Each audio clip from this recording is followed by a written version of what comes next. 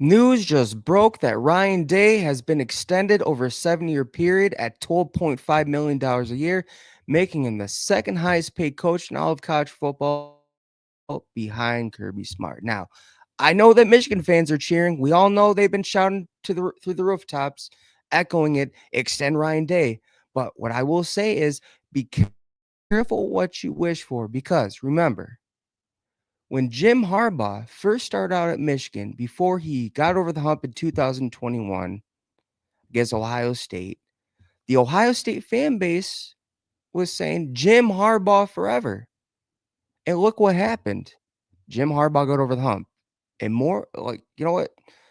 Eventually, Ryan Day is going to get over the hump against Michigan. Sooner or later, he will. But enough about Michigan. Ryan Day has earned his roses. He deserves the 7-year extension at $12.5 million. He has been through so much with some of the Ohio State fan base calling for his job after the Michigan losses, death threats to his family, and just having to pull his kids from the school district. And even other fan base in the media calling him soft, saying he's not a good head coach, overrated, just you name it, it was said about Ryan Day. But he kept rolling with the punches, and now he is 70-10. He's improved his record against top 5, top 10 teams in just one postseason, and won a national championship. Now let's look at how Ryan Day got here. All right. I know that he took over an Urban Meyer coach team. All of Urban Meyer's recruits took pretty much the narrative is Ryan Day took over a Lamborghini program. Though that is true, a lot of other coaches could have sunk this ship. For example, back in the early 2000s, Larry Coker took over a very good stacked Miami. We all saw how many draft picks over the years that that team got, especially from the national championship team and the runners up team. And then the trajectory just went down. He sunk that program. Miami hasn't covered since. But Ryan Day, he has, in my opinion, he's took the program to new heights. And I'm just you know what, I'm sorry, but I know that the Michigan game, it's the game, but to me, that's just I'm not going to judge someone based on one game. I like to look at the bigger picture. And this is, going back to, Ryan, the start of Ryan Day's tenure at Ohio State. I mean, he suffered growing pains over the years. That heartbreaking loss, 2019, to Clemson. That next year they lost to Alabama in the national championship, and then 2021 lost to Michigan. That's when the third base comments, the soft coach comments, can't win the big game comments happen. And then 2022 they lost in the shoe for the first time in forever, and they lost to Michigan for the first time in forever, a second straight loss. And then 2000, and then that playoff loss to Georgia. That was tough. That missed the last second field goal. And then the real question was, can Ryan Day win the big games? It looks like he shrinks in the big moments, you know, and so 2023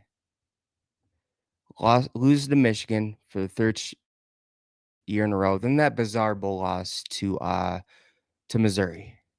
Fast forward to the 2024 season. All right. They bring back all these seniors, spend a lot, like 20 million NIL, bringing Caleb Downs and all Quishon Judkins, Seth McLaughlin, Will Howard, and they're all in on winning a national championship. And just another side note, look at the staff he's brought in. He brought in Jim Knowles. We saw what he could do at defensive coordinator. Promotes James Learn Nice to linebackers coach. Look at the linebacker play this season. Tim Walton, like if you look at the secondary and how it was before Tim Walton, like just awful. And then bring in Chip Kelly at bring in Chip Kelly at offensive coordinator. Great move. And that gives Ryan Day a chance to step back as the CEO. So those are other moves that he has made. But 2024 season, all in on a national championship. Heartbreaking loss to heartbreaking loss to Oregon. We all saw what happened at the end of that game. Clock ran out. Will Howard lost track of of time, slid, and the game's over. Lost by 1 point.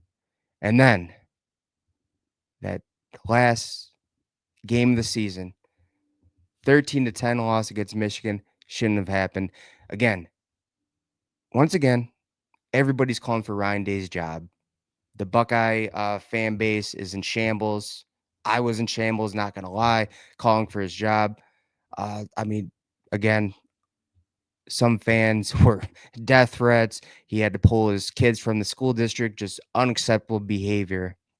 But those are the moments when you find out what a head coach is made of. And mind you, after that Michigan game, there was that giant brawl. And there's this video where Ryan Day was just standing there watching his players fight Michigan players. It was just not a good look. But again, you see what a coach is made of when they're staring down adversity.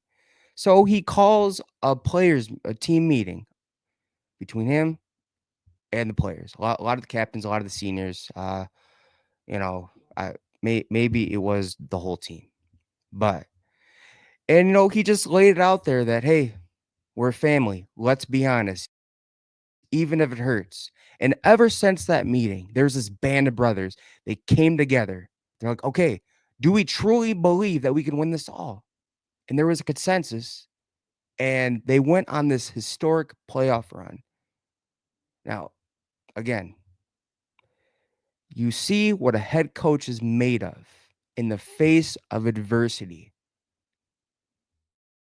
and just a giant triumph by Ryan Day, keeping it together, keeping his team together. Again, band of brothers, and they win the national championship. And it took years for him to figure this out. There's a lot of changes that we've seen with Ryan Day. He was a lot more gutsier with the play calling. He stepped back, was the CEO. Let's go back to that meeting with the defensive staff after that Oregon loss. No sacks, no pressures, and all of a sudden the defense is turned around. That was all him. I don't care what anyone says. He is pretty much almost at an elite level. Pretty much is at an elite level as a head coach. The future looks bright, even though he lost Chip Kelly, Justin Fry, Jim Knowles. He's the one who brought them in the first place. I mean, look at Jim Knowles' defense. I don't know if we can give him all the credit, but how the defense turned around. Justin Fry, the lost a lot in the offensive line and just made it work. And then Chip Kelly, look at it. Look at his play calling during the playoffs. Just phenomenal. Ryan Day brought those guys in, and it's time to trust in Ryan Day. It's time to go all in on this head coach. He is the future. He is here to stay in Columbus, Ohio. You got to trust the guys that he's going to bring in.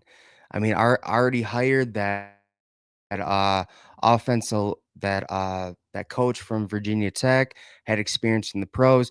Brian Hartline, he was promoted to offensive coordinator. Now, I know that fans are gonna say, well, he was apparently the offensive coordinator in 2023. Well, he had a year to be under Chip Kelly to learn from him. So, and plus, he's also an elite recruiter. Look at the talent he brings in. Look at how he's able to develop talent.